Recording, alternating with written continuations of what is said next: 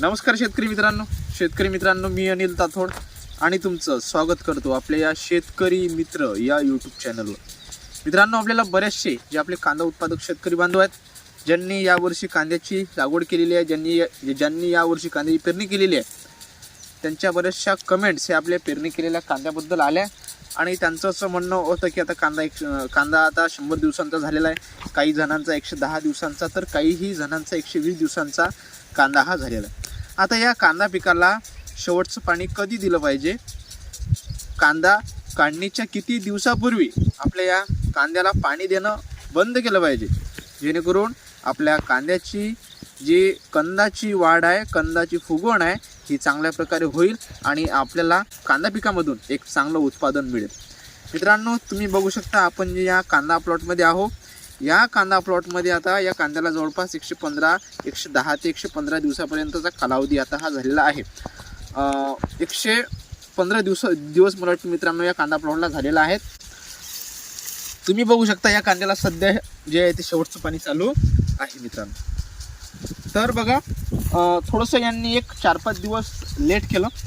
110 ते 115 दिवसाच्या दरम्यानच जे शेवटचं पाणी आहे हे कांदा पिकाला देऊन हे झालं पाहिजे, जेणेकरून मित्रांनो शेवटचं पाणी आपण कांदा पिकाला दिल्यानंतर 15 दिवस कांदा पीक हे ठेवायचं असतं आणि त्यानंतर एक 15 दिवसानंतर कांदा पिकाची जी उपटणी आहे, जी काढणी आहे, ही करावी लागते. शेवटचं पाणी दिल्यानंतर मित्रांनो जो 15 दिवसांचा जो गॅप असतो म्हणतात, यामध्ये आपल्या कांद्याच्या पालीमध्ये जो मित्रांनो जो हिरवेपणा असतो हा पूर्ण आपल्या कंदामध्ये जाण्यास जे आहे ते मदत मिळते आणि ज्यामुळे जो कंदाचा आकार आहे हा चांगल्या प्रकारे बनतो.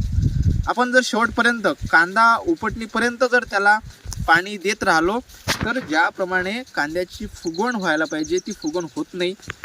जो कांद्याच्या पातीचा जो रस असते मित्रांनो हा त्याला आपण जर याला शेवटपर्यंत जर आपण याला पाणी देत राहिलो तर बघा हा जो रस आहे हा पूर्णपणे याच्यामध्ये उतरत नाही.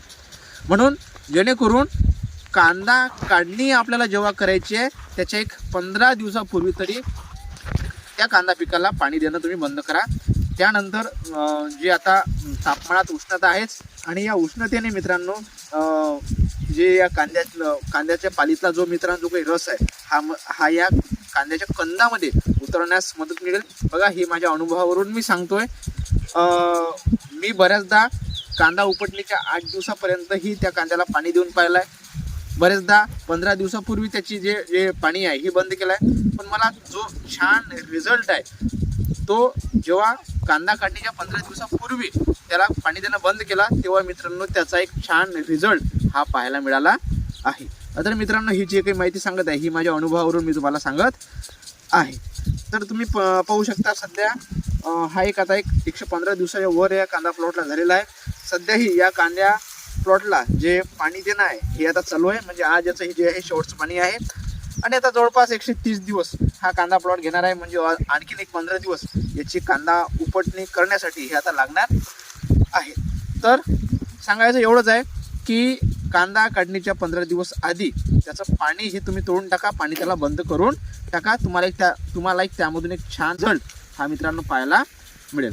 बाकी मित्रांनो, आणखी पेरणी केलेल्या कांद्याविषयी किंवा कांदा पिकाविषयी तुमचे जर काही आणखी प्रश्न असतील तर ते आपल्याला कमेंटच्या माध्यमातून नक्की विचारा. तुमच्या प्रत्येक कमेंटना आपण उत्तर देण्याचा प्रयत्न हा करणार आहोत. कमेंट जर चांगली वाटली, एखादी जर माहितीपूर्ण कमेंट्स असली तर आपण त्यावर व्हिडिओ पण हा नक्की बनवणार आहे मित्रांनो. धन्यवाद.